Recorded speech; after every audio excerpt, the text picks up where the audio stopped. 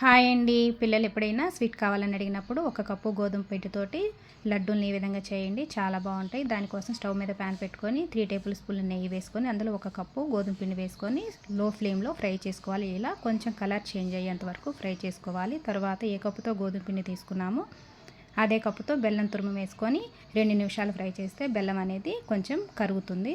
దాన్ని ఒక ప్లేట్లో తీసుకొని కొంచెం సేపు ఆరనివ్వాలి.